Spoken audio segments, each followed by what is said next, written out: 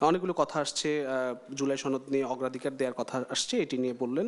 S M Shahriar Kabir এবং family card, কৃষি কার্ডের কথাও নিয়েও সমালোচনা ছিল। কি বলবেন, কি উত্তর দেবেন? 4-5 মিনিটে যদি শেষ করেন। ধন্যবাদ। সম্মানিত মডারেটর এবং বিজ্ঞ আলোচক বৃন্দ এবং দর্শক শ্রোতা যারা দেখছেন, আসসালামু আলাইকুম। আসলে আপনার ইশতেহার নিয়ে আমার একটু ইন্টারেস্ট খুব কম। কোনো ইন্টারেস্ট আপনার কেন কম, তার কারণটা হচ্ছে যে আমি ইশতেহারটা দিচ্ছি, কতটুকু আমি প্রতিপালন করতে পারবো। এই ইশতেহারটা দেয়া যে পরবর্তী 5 বছর পর যদি সরকার সুষ্ঠুভাবে পরিচালনা করতে পারে, কোনো রাজনৈতিক সরকার রাষ্ট্র ক্ষমতায় আসার পর, জনগণ যদি তখন হিসেব করেন যে আপনি এই এই প্রতিজ্ঞা করেছিলেন, আপনি এই এই ইশতেহারে আপনি বলেছিলেন, এর মধ্যে আপনি কয়টা পূরণ করতে পেরেছেন, কতটুকু পারেননি, এই জিনিসগুলো মানুষ কিন্তু মনে রাখে না। যার কারণে ইশতেহারের বিষয়টা অনেকটা আমার কাছে খুব গৌণ একটা বিষয় বলে মনে হয়।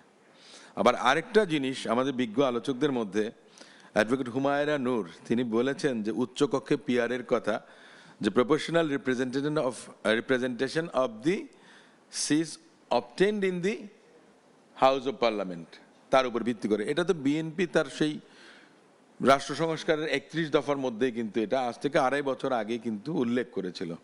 সো বিএনপি একটা জিনিস, ইশতেহারের এই প্রসঙ্গটা আসাতে যেটা হলো, বিএনপি হিপোক্রেসিটা করে নাই। যেটা বিএনপি বিলিভ করে মন থেকে, BNP speaks out of its mind. BNP জনগণের কাছে তার মেসেজটা পৌঁছে দিয়েছে যে আমি এটা করব। এ জায়গাতে প্রতারণার কোনো আশ্রয় বিএনপি নেয়নি।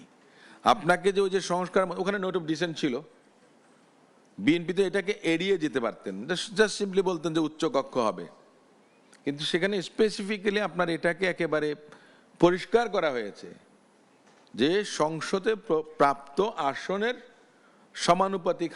আনুপাতিক হারে উচ্চকক্ষে আসন বন্টন হবে।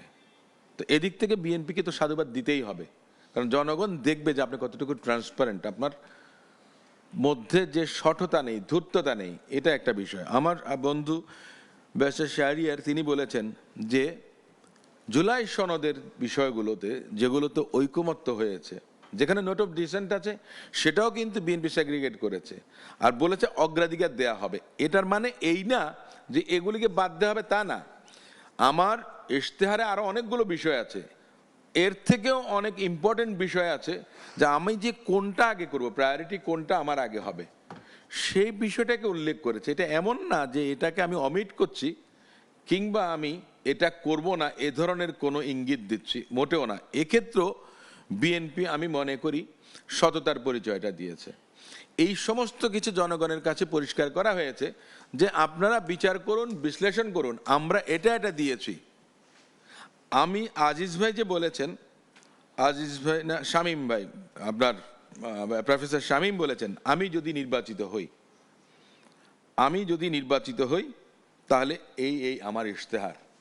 আমি যদি বলি উল্টোটা বলি, এই আমার বক্তব্য, এই আমার প্রতিশ্রুতি, এই আমার মনে করেন যে 100 দিনের কাজ, 200 দিনের কাজ, 1 বছরের কাজ, 5 বছরের কাজ, আমি এর মধ্যে এটা করব, আপনাদের যদি পছন্দ হয় তাহলে আপনারা আমাকে সুযোগ দেন। এটাকে আমি প্রকারান্তরে ভিন্নভাবে যদি বলি আর কি, অর্থাৎ আপনার স্বাধীন চিন্তা ভাবনা থেকে আপনি আমার এই ইশতেহার বিশ্লেষণ করে আপনি আমাকে সমর্থন দেন যে রাষ্ট্র ক্ষমতায় আমাকে দেখতে চান কিনা, রাষ্ট্রের সেবক হিসেবে আপনি আমাকে চান কিনা। এটাই হলো ইশতেহারের মূল বিষয়। গ্রামে গঞ্জের কতজন মানুষ আপনার ইশতেহার বোঝেন? আমরা যে আলোচনাটা করছি যে নির্বাচন করা নাচ্ছে, আমাদের মূল বিষয়টা এই জায়গাতে ইশতেহার নিয়ে খুব একটা বেশি কিছু, কারণ বিগত দিনে এই দেশের তো 55 বছর শেষ হয়ে গেছে। আমরা বিশ্বাস করি এই স্বপ্নগুলিতেই তৈরি হবে স্বপ্নের বাংলাদেশ। স্বপ্ন ধরনীর বুকে স্বপ্নের ঠিকানা। বাংলাদেশের জনগণ সবাইকে দেখেছে। আমাদের যেটা আছে যে নতুন ভোটাররা আছে 4.5 কোটি, তারা হলো একটা বড় ডিসাইডিং ফ্যাক্টর। এখন আগের যারা আছেন তারা কিন্তু জানেন যে কাদের কি ভূমিকা কখন ছিল। আর এই নতুন ভোটারদের মধ্যে মনে করেন তারা হয়তো অনেক কিছু জানেন না, 71 সম্পর্কে জানেন না, 75-এর কথা জানেন না, এমনকি 90 সালের কথাও কিন্তু অনেকে জানেন না। সে সময় ছাত্র জনতার অভ্যুত্থান, এই 2024 সালেও কিন্তু ছাত্র জনতার অভ্যুত্থান হয়েছিল, কিন্তু 18 সালেও কিন্তু ছাত্র জনতার অভ্যুত্থান একটা চূড়ান্ত পরিণতি পেতে পারত। কিন্তু তৎকালীন ফেসিস্ট সবসময় বলতো যে এখানে যারা আন্দোলন করছে তারা সবাই জামাত শিবির, বিএনপির লোক।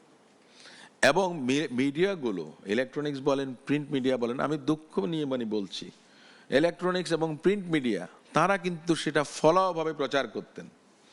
বিরোধী দলের যে কোনো আন্দোলনকে ফয়েল করার জন্য যেমনটা ভূমিকা ছিল, ঠিক তেমনই সাধারণ ছাত্রছাত্রীদের যে কোটা বিরোধী আন্দোলন ছিল, যে নিরীহ আন্দোলন ছিল, অধিকার আদায়ের আন্দোলন ছিল, সেটাকেও ফয়েল করানোর জন্য জামাত, বিএনপি, রাজাকার এই সমস্ত ইস্যু এনে এই কাজগুলো করা হয়েছে। এটা খুব দুর্ভাগ্যজনক। বাংলাদেশ জাতীয়তাবাদী দল তার নির্বাচনী ইশতেহারে যে প্রতিশ্রুতিটা দিচ্ছেন যে স্বাধীন মত প্রকাশের স্বাধীনতাটা, তথ্যের অবাধ প্রবাহ, সেন্সরবিহীন প্রিন্ট বলেন, ইলেকট্রনিক্স মিডিয়া বলেন, জাতীয় আন্তর্জাতিক যত মিডিয়া আছে সমস্ত কিছুই যেন আপনার তার নিজের মতো করে চলতে পারেন। আমরা এই ইশতেহার তো অনেক বড়, আমার দলের চেয়ারম্যান, ওনাকে ধন্যবাদ জানাই, উনি প্রায় 2 ঘন্টার উপরে দাঁড়িয়ে উনি ইশতেহারটা পুরোটা, উনি শুধু যে পড়েছেন তা না, ইশতেহার পুরোটা উনি পড়েননি, কিন্তু ইশতেহারের বিভিন্ন পয়েন্টগুলো উনি খুব সহজাত একটা প্রবৃত্তি নিয়ে উনি ব্যাখ্যা বিশ্লেষণ করেছেন যে সাধারণ মানুষ যেন অন্তত বুঝতে পারেন। জি, ওনার বিষয়টা ছিল এরকম। তার মানে ওনার কাছে যেই বিষয়টা ছিল, উনি এই ক্ষেত্রে আন্তরিক ছিলেন যে আমি যেই কথাগুলো বলছি সাধারণ জনগণ যেন সেটা বুঝতে পারে, বুঝে যদি সাধারণ জনগণ আমার দলকে সমর্থন করে তাহলে আমি জনগণের কাছে আমার দলকে ভোট দেওয়ার জন্য সুযোগটা চাইবো। এটাই হলো ইশতেহারের মূল বিষয়। না হলে কি হবে আপনার এই যে সততার কথা বলেন, এই 5টা হ্যাঁ 5টা না জামাত ইসলাম দিয়েছে, আপনি দেখেন বিএনপির সঙ্গে কোনো তফাৎ নাই। বিএনপিরও কিন্তু এটা আগে থেকেই করা আছে।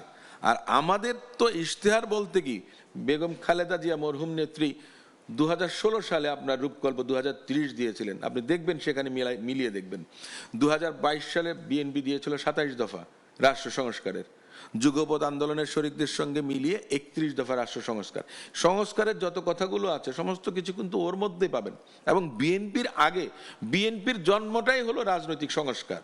বহুদলীয় গণতন্ত্র বলেন, সংবাদপত্রের স্বাধীনতার কথা বলেন, ওই রেমিটেন্সের কথা বলেন, শ্রম কর্মসংস্থান বলেন, খাদ্যের স্বয়ংসম্পূর্ণতা বলেন, আর মুক্তিযুদ্ধের ঘোষণা বলেন, এই দলের জন্মটাই হলো একটা সংস্কার।